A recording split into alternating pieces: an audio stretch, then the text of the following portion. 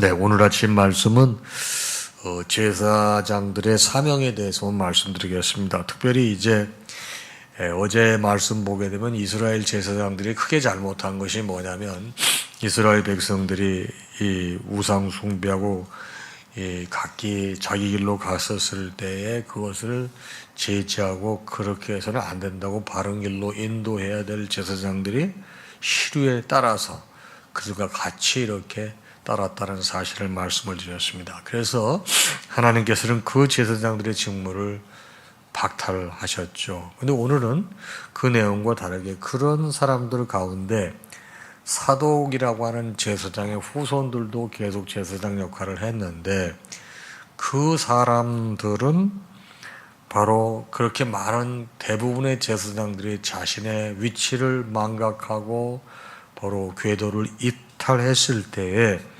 그 성소에서 직분을 성실하게 지켰다는 거예요. 하나님께서는 그들을 보고 계신 거예요. 그러니까 하나님께서 불꽃 같은 눈동자로 보고 계신다는 게 다 이런 거예요. 다 아시고 계시는 거예요. 그래서 15절 말씀 중반절에 보니 그들은 내게 가까이 나와 수종을 들되 내 앞에 서서 기름과 피를 내게 드릴지라 주 여호와의 말씀이니라. 어제 말씀 보게 되면 제사장들 직분을 다 박탈시켰잖아요. 그리고 그냥 허들의 일이나 하라고 그랬잖아요. 그거는 하나님께서 제사장들에게 책임을 물으셨지만 그래도 그들을 완전히 내치지 않는 주님의 사랑을 또 표현하는 방법이시기도 해요. 그러나 사독의 후손들인 제사장들은 그 어려운 가운데서도 자신의 위치와 자리를 지켰기 때문에 그들에게 제사장의 직분을 계속할 수 있도록 은혜를 베푸시는 것이죠. 그리고 이제 의복. 그러니까 이제 제사장이니까 의복을 어떻게 해야 될 것인지, 또 머리털은 어떻게 해야 될 것인지, 또 포도주 마시지 말라고 그랬으니까 금주의 규례, 그 다음에 결혼에 관계되는 규정, 이 모든 것들을 관련 규정들을 다 정해 주시잖아요. 그러니까 뭐 이 의복을 입을 때는 베옷으로 만든 걸 입어라. 머리털은 잘기면 아주 깍지는 말아라. 그 다음에 이제 포도주는 이제 안뜰에 들어갈 때는 마시지 말아라. 또 결혼 문화에 대해서는 이혼한 사람이라든 과부하고는 결혼하지 말고 처녀라든가 이 제사장의 아내였던 사람들하고는 결혼하라. 사람들이 이렇게 하나님께서 기도를 딱 정해 주시는 거예요. 그리고 직분을 얘기하는데 너는 거룩한 것과 속된 것을 구분해야 된다 하면서 내 백성들에게 네가 제사장이니까 지도자니까 거룩한 것과 속된 것을 구별할 수 있도록 가르치고 부정한 것과 정한 것을 분별하게 하라. 당시 재판고라는 제사장에게 있었는데 너희들이 송사를 하는 재판할 때 네 기분에 따라 네 판단에 따라 감정에 따라 하지 말고 오직 내 규례대로 재판하라. 그리고 절기를 지킬 때에도 내 법도와 율례를 지켜라. 그러면서 특별히 안식일에 대해서 말씀하시죠. 안식일을 거룩하게 지켜라. 그리고 시체를 가까이 하지 말라. 뭐 시체를 가까이 할 적에 그것 때문에 누구가 이렇게 부정을 탈까하노라. 이렇게 구체적으로 거룩함과 속된 것을 구별할 수 있도록 이렇게 가르쳐 주셨습니다. 그리고 28절부터 제사장들도 사람인데 산업이 있어야 될 텐데 기업이 있어야 될 텐데 그 산업과 기업을 허락지 않으셨어요. 28절에 보니 그들에게는 기업이 있으리니 제사장들에게는 기업이 있을 터인데 내가 곧 기업이라. 하나님께서 친히 기업이 되어 주시겠다는 것입니다. 너희는 이스라엘 가운데서 그들에게 산업을 주지 말아라. 기업을 주지 말아라. 땅을 주지 말라고 그러는 거예요. 그들은 그 대신 소재, 속죄제, 속건제의 죄물을 먹을지니 이스라엘 중에서 구별하여 드리는 물건을 다 그들에게 돌리며. 그러니까 여러분 이들에게 하나님 앞에 제사지대로 나올 때 제물을 가져와야 되잖아요. 그것을 이 제사장들의 분깃으로 허락하라고 했습니다. 그리고 또 각종 처음 익은 열매나 너희 모든 예물 중에 각종 거제 제물을 다 제사장에게 돌리고 너희가 또 첫 밀가루를 제사장에게 주어 그들에게 너희 집에 복이 내리도록 하게 하라. 그러니까 이렇게 이 제사장은 분깃을 받지 않는 대신에 이스라엘 백성들이 드리는 제물들을 제사장들에게 주게 하고, 특별히 각종 처음 익은 열매, 다음에 거제 제물, 또 너희가 또 첫 밀가루를 제사장에게 주어 그들에게 내 집에 복이 내리도록 하게 하라. 이런 걸 하게 할 때 하나님께서 복을 주시겠다는 거예요. 어떻게 보긴 되게 기복적인 표현이기도 한데 여러분과 성경에 있는 걸 그대로 소개하는 겁니다. 그리고 새나 가축이 저절로 죽은 것, 찢겨서 죽은 것은 다 제사장이 먹지 말 것이니라. 이렇게 제사장에게 어떻게 사명 있고 역할을 하고 수행해야 되는지를 자세하게 말씀하셨습니다. 자, 그러면 오늘 아침 말씀은 여러분과 저에게 어떤 의미로 다가올까요? 자, 제사장, 그러니까 여러분, 저 같은 사람만 생각하지 마시고 여러분도 다 제사장이라는 생각을 몸에 두셔야 돼요. 그리고 말씀을 받으셔야 됩니다. 자, 먼저 주께서 마신 직분이라고 그랬는데 아까도 말씀드렸지만 다른 제사장들은 다 시류에 밀려서 이스라엘 백성들이 좋아하는 걸 같이 이렇게 편승했습니다. 그럼에도 불구하고 정신을 차리고 사독 자손들의 제사장들은 자기 위치를 지켰습니다. 하나님 보시기에 대단히 예외적인 모습이었습니다. 굉장히 기뻐하셨습니다. 그런데 그도 그럴 것이 뼈대가 있는 집안인 것 같아요.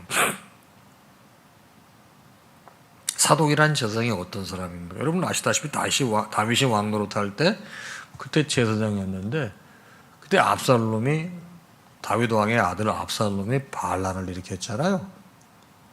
그때 끝까지 다윗 왕의 편에 서서 왕권을 지키려고 노력했던 제사장이 누구예요? 사독입니다. 그의 아들 솔로몬이 왕이 되었을 때도 솔로몬을 잘 도와서 귀하게 정치할 수 있도록 도왔던 사람, 또 하나님 앞에 신앙적으로 왕이 바로 설 수 있도록 끝까지 노력했던 사람이 사독이 되겠습니다. 그러니까 그런 집안에 또 제사장들이다 보니까 그 전통이 있는 거예요. 그렇습니다. 하나님 앞에 우리 거룩하고 구별된 삶을 살아야 되는 거예요. 여러분도 저도 생각해 볼 때 내가 하나님 앞에 거룩하고 구별된 삶을 살기 위해 내가 지켜야 될 책임과 내가 해야 될 의무는 무엇인가, 이거를 늘 생각해 봐야 돼요. 시류에 편승하는 게 모나지 않고 좋아 보입니다. 불편해 보이지 않습니다. 그러나 진리는, 정의는, 공의는 시류에 편승하지 않고 하나님 입장에 서는 거예요. 그런데 이 사독의 후손 제사장들은 그런 시류에 편승하지 않고 하나님 앞에 바로 섰던 것입니다. 여러분도 저도 살다 보면요, 세상의 흐름이 도도하게 이렇게 흘러갈 때가 있습니다. 그럴 때 굉장히 그걸 거역한다는 게 거북하고 부담스럽기도 합니다. 그러나 그것을 거절하고 중심을 잡고 섰을 때 하나님께서 보고 계시잖아요. 그걸 다시 세워서 하나님 곁에 와서 제사를 집전하라고 특별히 말씀하시고, 또 뭘 또 준비하고 조심해야 될 때 다 자세하게 가르쳐 주시잖아요. 은혜입니다. 자, 두 번째는 뭘까요? 거룩한 것과 속된 것이에요. 여러분, 이 제사장은 권위가 있습니다. 그런데 제사장의 권위라고 하는 것은 바로 내가 마음먹은 대로 뭐든지 다 할 수 있어, 이게 권위가 아니에요. 이 목회자들이 이 성도들 앞에서 이 권위가 매우 중요한데, 이 권위가 내가 마음대로 모든 걸 다 할 수 있어, 이게 권위가 아니에요. 그런 걸 생각하는 건 쪼다라고 그러는 거예요. 진짜 권위는 거룩하신 하나님 앞에 겸손한 마음으로 예배를 인도하면서 내가 어떻게 하면 이 거룩하신 하나님을 더 잘 드러낼 수 있을까? 거룩하신 하나님의 가르침과 그분을 어떻게 하면 잘 드러낼 수 있을까? 바로 내가 거기에 쓰임받은 하나의 도구다, 이런 생각을 가지고 있는 것이 권위인 거예요. 이걸 잊지 마시기 바랍니다. 그래서 주의 종들이 이것을 잊지 않고 내가 섬기는 하나님의 거룩하심을 잘 드러낼 수 있는 도구로 쓰임받는 존재라는 사실, 그러기에 이 일을 하기 위해서 하나님께서 허락하신 거룩한 이 권위가 사용되어져야 된다는 사실을 잊지 않는 것이 중요하다는 거예요. 우리의 권위가 뭐가 권위일 것 같아요? 내 마음대로 하는 게 권위 같아요? 아니에요. 우리의 삶 속에서, 삶의 예배 속에서 어떻게 하면 나를 구원해 주시고 나를 사랑해 주신 거룩하신 하나님의 그 거룩하심을 드러낼 수 있는 내가 도구로 쓰임받을 수 있을까? 그 도구로 쓰임받는데 그것이 훼손되지 않도록 나를 지키는 것, 이것이 바로 뭐예요? 이것이 바로 권위라는 거예요. 자, 내가 아버지인데 아버지는 그 자체로 권위가 있어. 이건 여러분 19세기 때 만나면 조선시대 때 아버지는 뭘 해도 아버지의 권위가 있어요. 많이 고통스러웠죠. 그런 아버지 밑에 사느라고. 요즘에 그게 여러분 씨알이나 맥힐 것 같습니까? 애들이 여러분 들이받습니다. 내가 옛날부터 그게 잘못된 권위였어요. 아버지의 진짜 권위는 여러분 아이들을 사랑하는 거예요. 아내를 사랑하는 거예요. 위험으로부터 그들을 보호해 주는 거예요. 그들의 생계를 책임져 주는 거예요. 그게 아버지의 권위 아니에요? 그럴 때 아버지가 그렇게 헌신하시고 수고하시기에 아이들이, 아내가 아버지를 존경하고 따르는 거지. 아버지가 당연히 해야 될 일을 하질 않아. 가족을 지키지도 않아. 보호하지도 않아. 경제적인 역할을 성실하게 수행하지도 않아. 땅 옷에 정신 팔아. 가정을 첫 번째로 우선하지 않고 두 번째, 세 번째로도. 그게 무슨 권위입니까? 신앙생활도 마찬가지. 주님을 빙자해서 나의 권위를 드러낸다고 하는 것은 인정받지 못해요.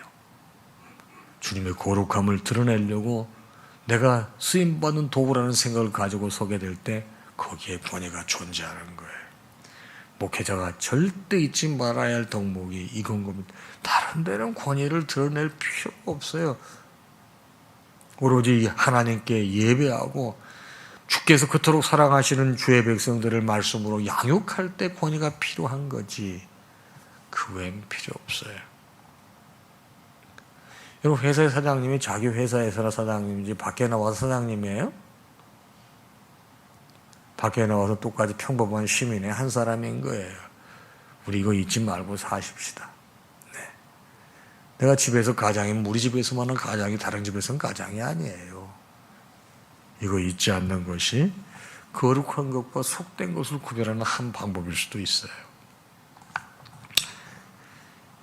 나는 거룩하고 성결한 삶으로 가족과 지체들에게 모범이 되고 있는가? 신앙 공동체 구성원들에게 모범이 되고 있는가? 내가 분별해야 될 거룩한 것과 속된 것은 무엇인가? 이걸 꾸준히 질문하는 삶이 돼야 되겠습니다. 자, 마지막 가르침은 뭡니까? 내가 기업이라고 그랬습니다. 그들은 하나님을 섬기는 일에 전념토록 하기 위해서 하나님께서 당신이 기업이 되겠다고 말씀하신 거예요. 그러니까 여러분 교회에서 목회자들이 사실은 이 가정일에 생업에 신경 쓰지 않고 오로지 주의 이름만 전념할 수 있도록 도와주는 교회가 성경적인 교회예요. 제가 고맙게 생각하는 건 제가 21년 이상 지금 목회하잖아요. 그 장로님들, 재직분들께 제가 늘 고맙고 감사하는 마음이 있어요. 지금까지 목회하면서 단 한 번도 사례비 때문에 교회 장로님들하고 재직들하고 갈등을 겪어보거나 말을 해본 적이 없어요. 알아서 잘해주세요. 제가 감사하게 생각합니다. 성경적인 교회입니다. 이런 교회가 하나님이 기뻐하시는 교회입니다. 제가 강단에서 헛소리 하겠어요? 우리 교회 장로님들, 재직분들 이런 마음 자세로 교회를 섬기고 계세요. 늘 감사하는 마음 가지고 있습니다. 계속 이 아름다운 전통이 이어져야 됩니다. 근데 그 외에 보게 되면 이제 모든 재물들과 또 뭐 첫 열매 이런 걸 쭉 하지 않습니까? 여러분 그건 뭡니까? 구체적으로 주님께서 이스라엘 백성들이 복을 받을 방법을 또 설명하는 거예요. 여기 보게 되면 다시 한번 말씀드리겠는데 각종 처음 익은 열매 너희가 모든 가지고 있는 예물 중에 거제 제물, 이건 다 제사장에게 돌리라고 했어요. 다 제사장에게 돌리라. 그리고 너희가 또 1000밀가루를 제사장에게 주어서 그들에게 내 집에 복이 있게 하라. 여러분, 복 받는 방법이 성경에 여러 가지가 있어요. 여러분, 성경에 뭐 이런 부분도 설명했다는 사실. 그래서 여러분, 좋은 것을, 너희 모든 좋은 것을 말씀 가르치는 자와 함께 하라고 그러지 않았습니까? 여러분, 이것도 여러분의 사랑을 표현하는 하나의 방법이기도 합니다. 여러분, 기쁘게 신앙생활 하시길 바랍니다. 불편하게 신앙생활 하시지 않길 바랍니다. 자, 이런 걸 여러분 성경에서 가르치고 있는데 이걸 갖다가 내가 자의적으로 해석한다고 하는 건 참 피곤하지 않겠어요? 여러분, 죄종과 이 성도와의 관계가 여러분 성경의 기초에서 유지할 때 후유증이 없고 평안한 것입니다. 그러나 성경에 관계하지 않아, 성경에 근거하지 않게 될 때는 서로 피곤해요. 하나님 기뻐하시지 않아요. 여러분, 오로지 우리는 말씀에 붙잡혀 사는 사람들이에요. 말씀의 평강이 여러분의 생각과 판단에 여러분 늘 임하시기를 주님의 이름으로 축복합니다. 오늘 하루도 왕같은 제사장 여러분들 평안하시고 말씀 사람 되시기를 축복합니다. 우리 다 같이 찬양하겠습니다.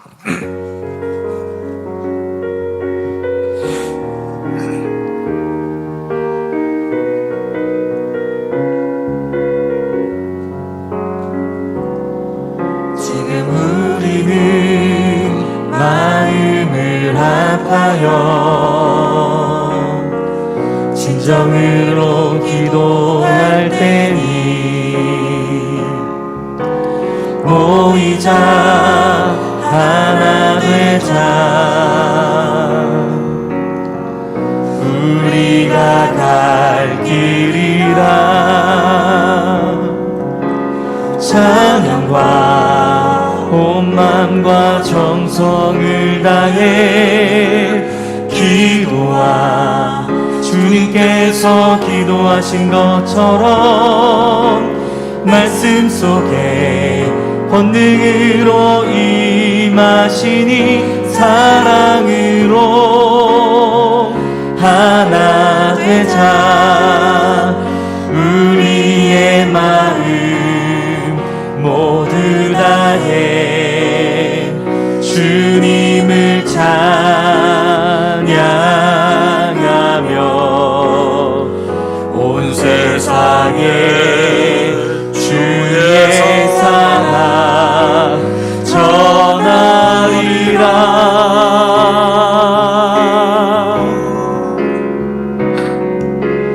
일어나 새벽을 깨우리라.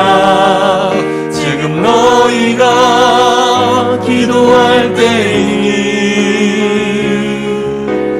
일어나 새벽을 깨우리라. 내가 너희와 함께 하리라.